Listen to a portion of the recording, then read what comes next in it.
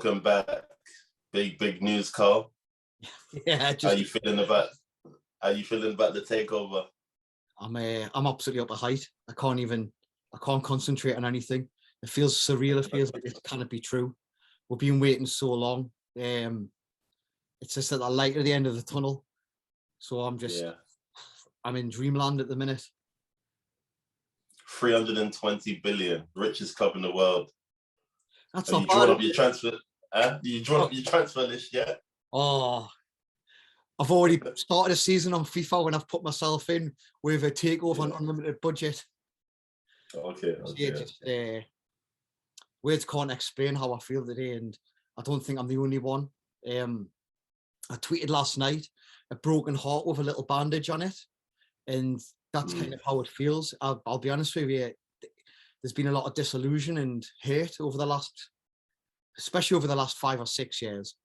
There's been so many ups and downs. It was kind of like, it felt like this would never end. It felt like the soul of the club had been ripped out. It didn't feel like Newcastle United anymore. And I'll hold my hands up, I was a season ticket holder for years. I used to go to every game. And then the last few years, I haven't felt it. It just hasn't been the same. I haven't been back to St. James's Park for a couple of years because of that. But it almost feels like we're turning that corner now when the brink of something amazing. So what's the feeling across the city? Do you think there's going to be a big turnout at the stadium? Or do you know what it is, right? I can't speak on the behalf of everybody, but it feels like we're getting my identity back. Yeah. It's not so much that it's like, oh, we're going to be the richest club in the world. It's not about that. It's never been about that. It's never been about that we expect to be a Champions League team and winning titles. What we're expected is to have a club that cares, that wants to compete, that will do everything in its power to put Newcastle United in the place it belongs to be, where we feel like they haven't been doing everything they can. They've been cutting corners. It hasn't been the same. So that's the main thing for me.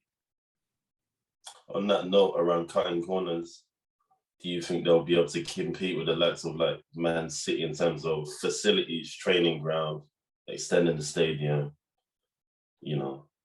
Does that sort of thing that you?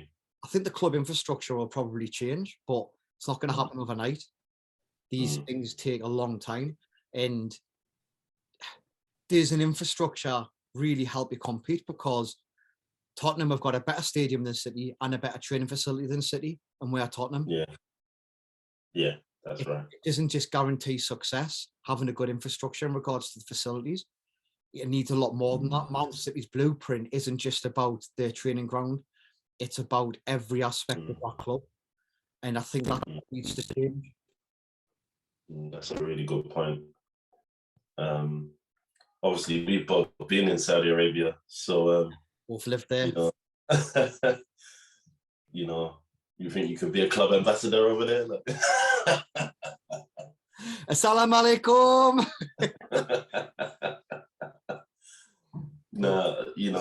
Obviously, Habibis. I know you got a hit single out there.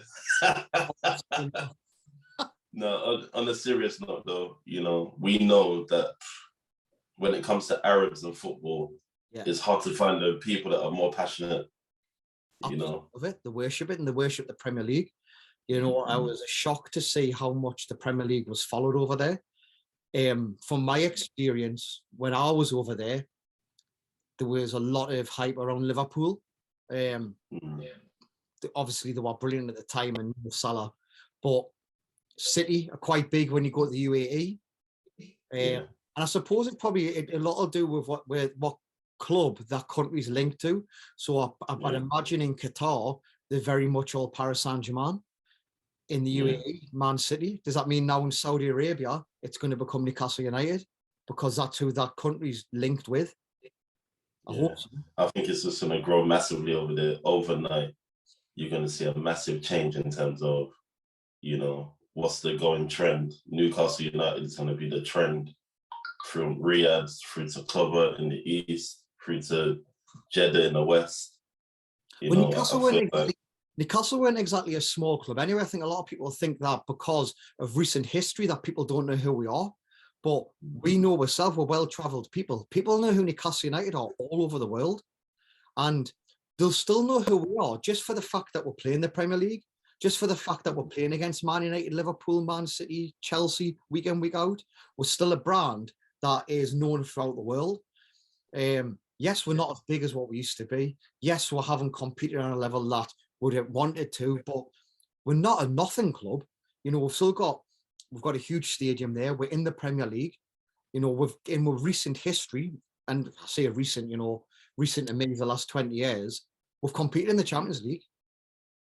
You know, we've beaten Barcelona, we've beaten Juventus, we've beaten lots of big clubs. We've got to the latter stages before, when it was the two-tiered competition, when they had both group stages. Look at the players we've had over the last 20 years. You know, with Shearer, Michael Owen. I know Michael Owen's not a fan favourite, but he's well known throughout the world.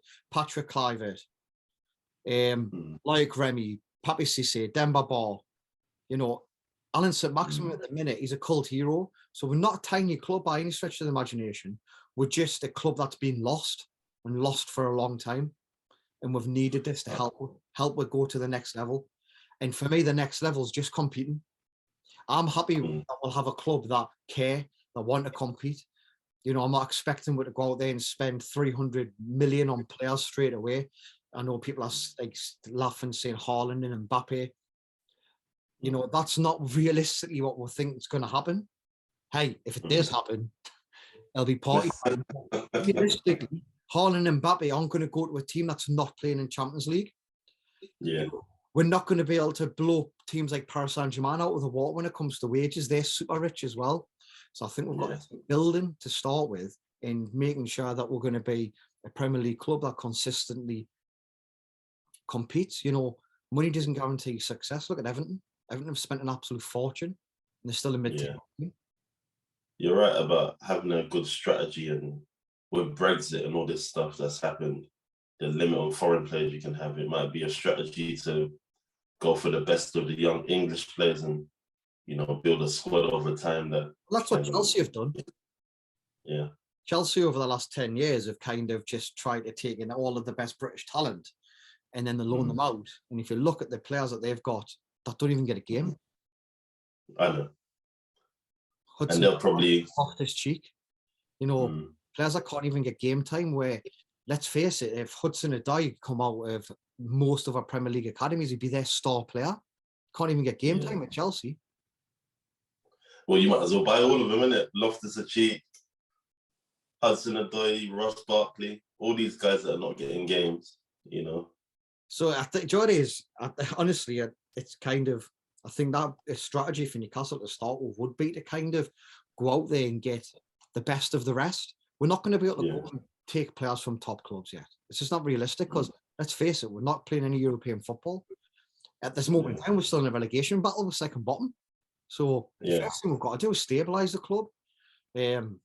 Everybody's going to have their own opinion on Steve Bruce. Everybody's going to say that Steve Bruce needs to go.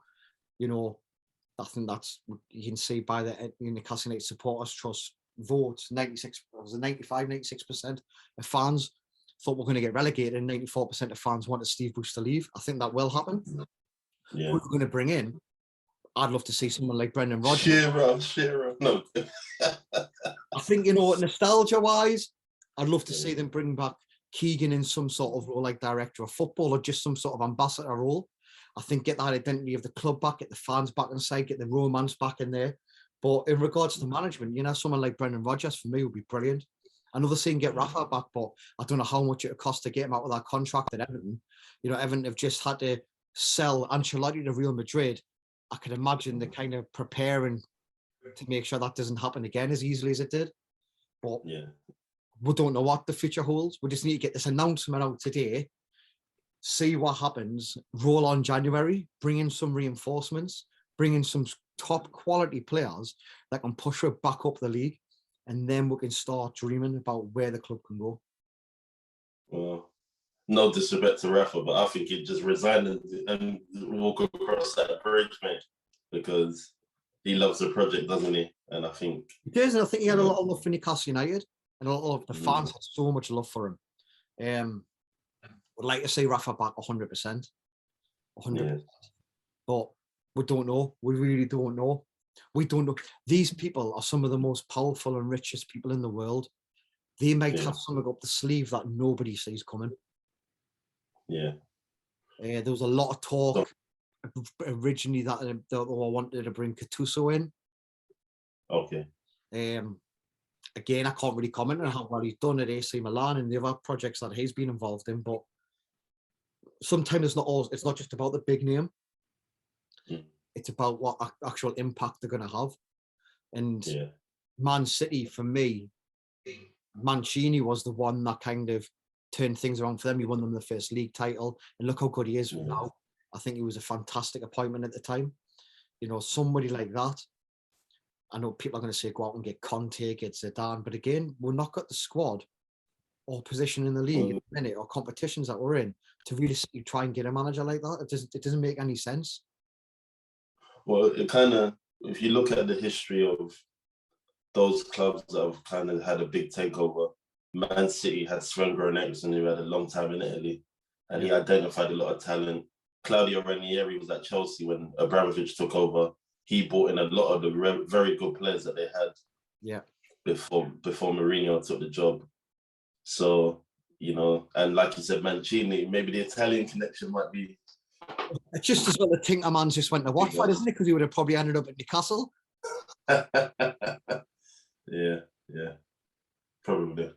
But honestly, it's amazing. Like, we just can't wait to see what happens and finally say that the Mike Ashley era is over and we can move on and get our club back and have that passion.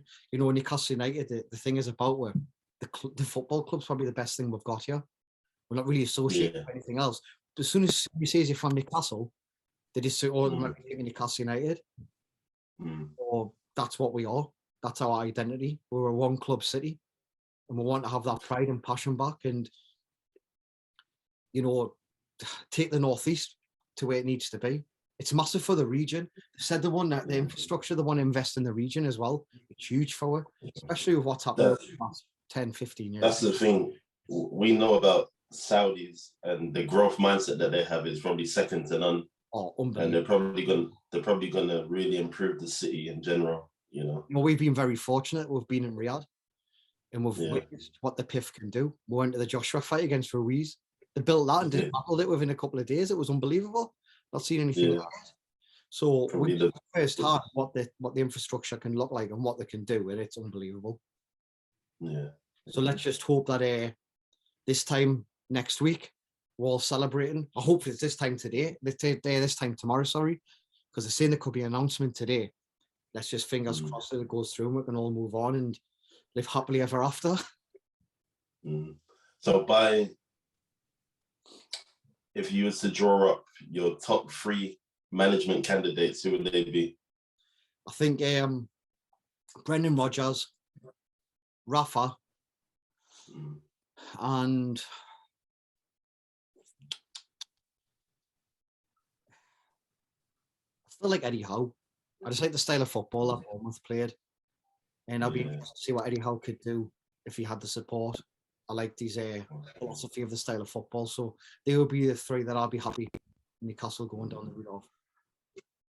Thanks for the call, and I think Wallace is a little bit excited today, and we'll follow up on this once the takeover goes through. It'll be interesting to see what actually happens and who comes in. Yeah. So, my friend, enjoy your day.